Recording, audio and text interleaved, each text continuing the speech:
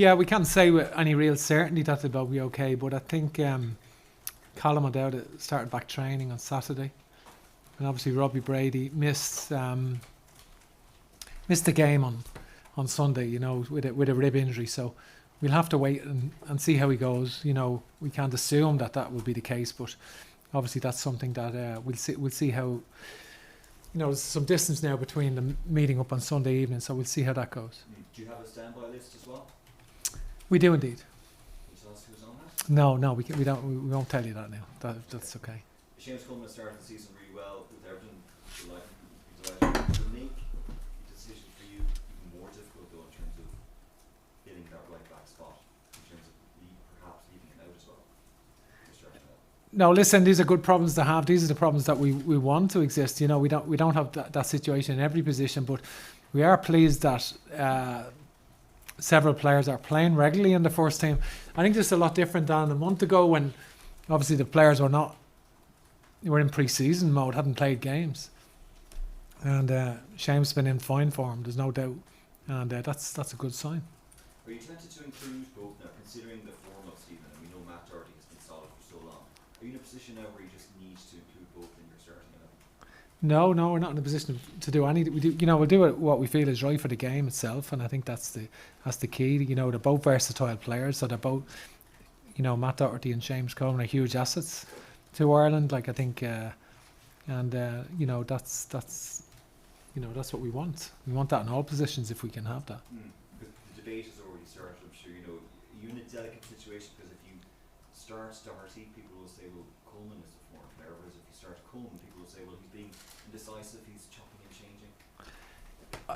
What anyone else thinks is irrelevant. That's the way I view it, and I think, Seamus has been a great captain for Ireland and great player, and obviously he started the season well. Matt finished the season brilliantly with Wolves, brilliantly. Scored quite a number of goals, involved in goals every week, creating obviously the last games for us, he was in pre-season mode.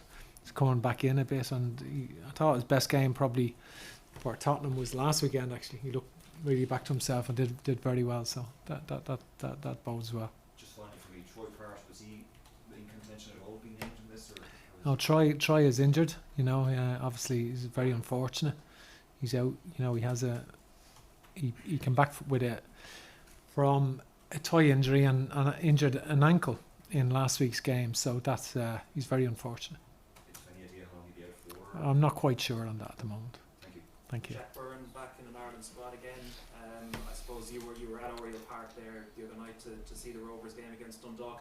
Obviously he played a blinder on the night, but overall, sort of what have you seen from him since the last squad announcement when people probably thought he should have been in then? Yeah, I think I've been consistent in my selection. I think I think we've increased the squad from 23 to 25. We've 3 games this time. I think Jack has played quite well. Did well against AC Milan in the Europa League game. It must be said. Thought he did a good game against AC Milan, and obviously followed that up with 2 goals the weekend. So, he's in the squad on merit, and he deserves to be in the squad. And him being I suppose a home player here, and you're obviously based here as well. Has there been communication between the two of you since the last window, or?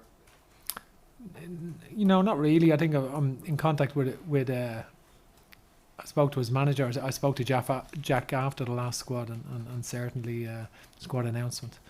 But I've been able to attend some of the games, and that's been it's good to see. Overall, since the last window, then in terms of the general squad, how happy are you? Obviously, we were all waiting for the season to start and for players to get fitter and get into some sort of rhythm. So overall, since the season in England has started, how happy are you with how some of the players have played? I'm much happier now. I think because in the last window, for example, Shane Duffy had only actually played 1 league game for Brighton in 9 months. We went from January to September and only had played 1 game against Liverpool. One full 90 minutes. So you had a lot of players that hadn't played much football at all, and now you have a number of players, the majority of the players that are playing every week, and playing a lot of games. If some of them aren't playing every week, they're playing more often. And so they're going into this window on the back of 5 or 6 games, 5 or 6 90 minutes, which is not everyone, but some of the players. And I think that's a much better situation. That's certainly a much better situation going into the game against Slovakia. And given that the game against Slovakia, finally for me, given that the game against Slovakia is only, of course, that one-legged affair, how much pressure do you think you might be under to achieve that qualification? Well, I think it's a tough game. I think Slovakia were very unfortunate not to qualify themselves. They played very well. The games against Wales, home and away, and Hungary, home and away, are very interesting for me. Very interesting. I don't think their Nations League games bear any relevance. They had 8 changes in the last game against Israel, so they don't bear any relevance whatsoever. I think the games against Wales and Hungary are more, are measuring points really for us to see their strengths. And they had a lot of possession in all of those games. So they're a good team. From our point of view, as a nation, we've not won an away game against a significant nation, in away from home in quite a few years. So it's something that we have to do, something extraordinary now to get a result and rally around each other to get a big performance in Slovakia, try and get that victory. It will be tough. Slovakia being at home, will be favourites, but I think from our point of view, we believe. I think the great thing about the last window, we were able to have a look at increasing our options in midfield and in the forward areas. We seen what worked and what didn't. We have a clear idea what we want in the game against Slovakia, and so we'll be ready. Hey Stephen, generally speaking, Stephen, are you happy enough with the players you have at your disposal now? Yeah, I think the players hopefully they stay fit. We're just hopeful that there's no interruptions with COVID-19, of course, and with injuries over the weekend. I think that's important. We're waiting on Robbie Brady, of course, and see how he is. So from my point of view, that side of it has gone well. The only problem we have is that at least 11 of the players are playing on Sunday. So that presents its own difficulty, because even one of the games is Sunday evening.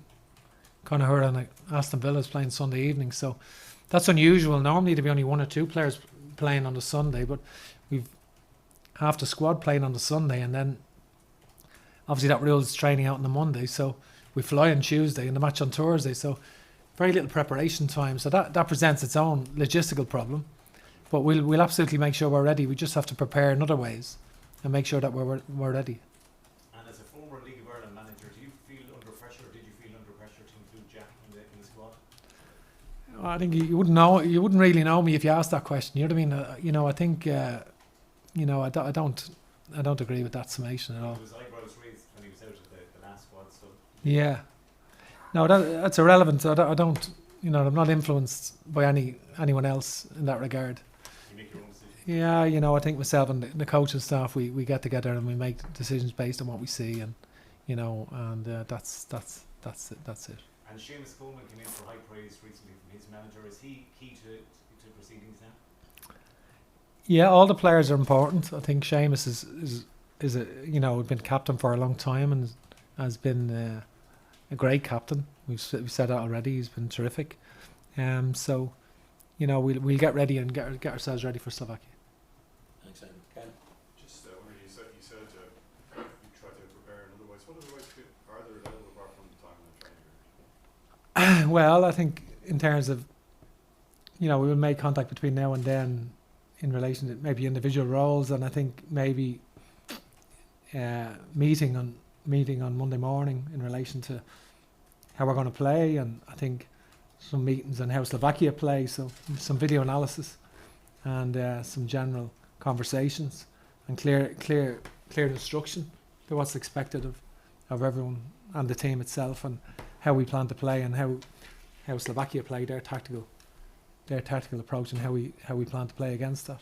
Do you So- ask them to do stuff individually, or is it all kind of group direction? Do I? Do you give them stuff to, do you say, send them an email or send them videos or something and say, look, I want you to have a look at this individually? We do speak sometimes on an individual basis, in relation to some, not all the time, but we can do at times if we feel we need to. The squad is, I can't remember last time we had a triple header, but it's still obviously a much smaller squad than the previous sort of regime would have taken. Is there budgetary constraint on how many players can be called up? No, not really. Like the way I view it is that, I think I like to do 11v11 in training. I like to do 11v11. I don't think you should come on international duty and be a substitute in training. I know some other people in the past, maybe some people maybe played 12v13 or maybe just organised training without 11v11, so just to fit the numbers.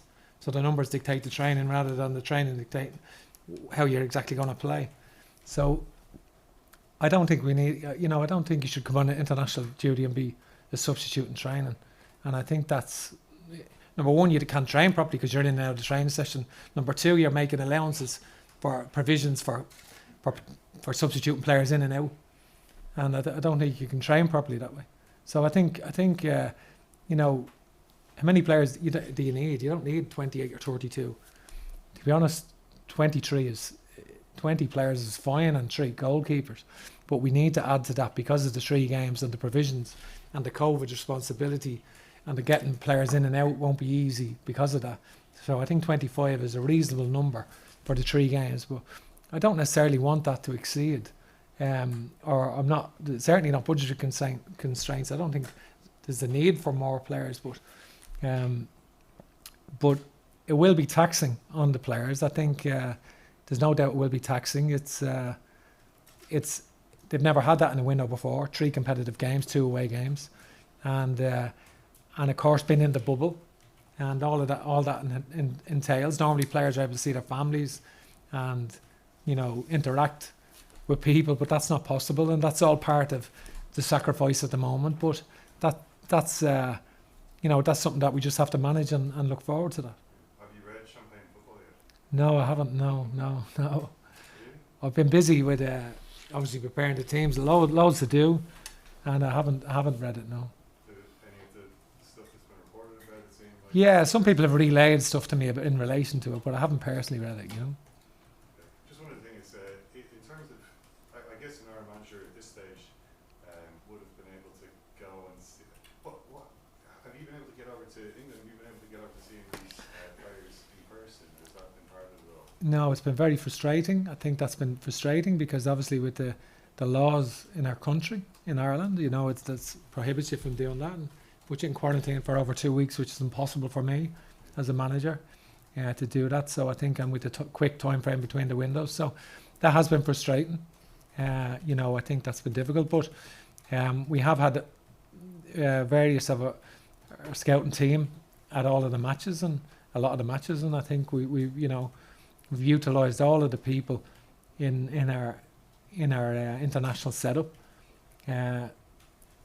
including some of our ex-players who are coaches with our international setup, who have been involved helping compile reports on the players. So that's been important. Thanks, Ken. Ed? Steve, just I know Jack was carrying a bit of a back injury and wasn't hitting full form ahead of the last 2 games. Was he the type of player that you felt like the type of player who was missing from your squad for those 2 games? No, I think he's a very good player. But I wouldn't think that was a criticism of any of the players that were in the last squad. I think he's a very, very good player. He's different. He has a range of passing that's very interesting and very effective, and obviously good vision, and he's a talented midfield player. Just that note, it sort of reminded me of the Sweden game for the 21s, where at half time I think it was a forced substitution, put Conor Ronan on into that sort of role, and sort of changed the game, allowed your system to flourish. Would that be a role that Jack might be able to perform, do you think? We'll have to wait and see. I think there's good competition in the squad. I think Jack's a good player. We've a lot of other good players as well in the squad. midfield players. I was very pleased with. We used the last two Nations League game. Obviously, we played 6 midfield players, and I think some of that was looking after players who were just coming into pre-season, and some of that was, enable us to get a look at other players and increase our options in midfield. And some of the players that came in did terrifically well, I thought, and I was very, very pleased with how some of the midfield players did. In terms of post-match press conference, I think after the Finland match, despite playing the same system in the 2 games, you did stress that you weren't, paraphrasing, married to the same system, or you're open to changing your system. So the only question I have is, do you think that Matt Doherty and Seamus Coleman can play in the same team? Do I think they can play in the same team? I do. And just in terms of Derek Williams, he's been playing very well alongside Darrell Lenihan for Blackburn. What does he bring to the squad? Well, Derek is a terrific footballer, very, very good footballer. And I think, obviously, he was a left back for many years, and, he's been playing regularly with Darrell Lenihan at left centre back. So I think, the fact that his versatility is important and gives us a good option at left back because he's a good defender. And the fact that he can play left centre back as well is an option. And it's good to have that versatility in the squad. Just my last one then, in terms of the match next week, home advantage has been sort of negated to a certain extent with the lack of crowds. Is that something you can use to your advantage? And then also with the Bulgaria match away, it's a very similar week for you. In that sense, will you be able to use that in terms of the routine, and will that help? Yes, I think last month was great to have that before this game at Slovakia, get the players together. Any changes that we've made and new members of staff and so forth was great to integrate everybody. And I think we've seen, over the 2 games, they were interesting 2 games. We learned a lot, and we're looking ready to we respect Slovakia. There are some excellent players, there's no doubt. And we're going to have to be at our best to get a result there. But I do think that the players themselves, one of the things that was interesting was that for me, meeting all the players and working with them, is great humility in the group, real determination. They love playing for Ireland. They're real passionate about playing for Ireland. They understand that the possibility of getting the European Championships is unique, in Ireland particularly. That would be a unique occasion, and I think they really want that. They know that they're going to have to have an extraordinary sequence of results. We need 2 big away wins in order for that to happen. And the first one against Slovakia, who I've been very impressed with Slovakia in the qualifying campaign. And so we're going to have to play really, really well over there to get a result. Makes sense. So we're going to start winding down after this. Yeah, so Stephen, would you consider changing the system for the Slovakia game, or doing so kind of throw out the progress you made in the first 2 games? Yeah, it's a fair question. I think obviously, I'd consider anything. I have a clear idea of what I want, and I think I'm not obviously going to discuss what system I'm going to use against Slovakia. And I think the options are there, and there is flexibility in the squad to do that. So it's a good position to be in. Certainly a good position to be in. And with players' club forms, individual club form, would that challenge your thinking in that way, or would you only be able to change your system when you see how they work on the training pitch with other players? No, I think club form is very important, of course, and no more so than obviously pleased with Callum Robinson getting the 2 goals last weekend, playing as a central striker. We haven't always viewed Callum as a centre forward because he played a lot of his good work at Preston and at West Brom last year was done in a wider area, particularly off the left. And I think it was good for him. He obviously scored a goal that got West Brom promoted, and it was good for him to score 2 against Chelsea last week. And that's good news. We need that. And, we have to be open to the idea of that. And certainly, it's good to see him. It's good to see him do that.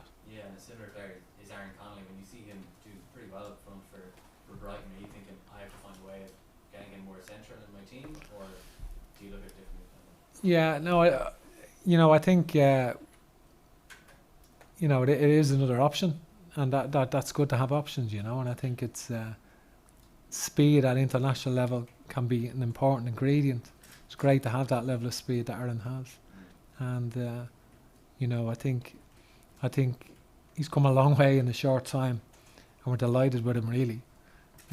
From where he's come, obviously through the under-21 team over the last year, and getting into the Premier League and doing so well. So yeah, it's good. He's coming good at the right time.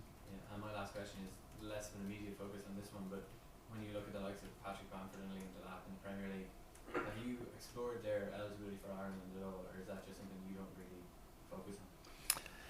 Yeah, I think you know, there have been issues since the Johansson case on a lot of players' eligibility. A lot of players were simply that was in the public domain. People assumed they were eligible, but they weren't. The majority weren't eligible, and I think because once they played for England, if they hadn't got citizenship when they play Irish citizenship when they played for England, they didn't qualify.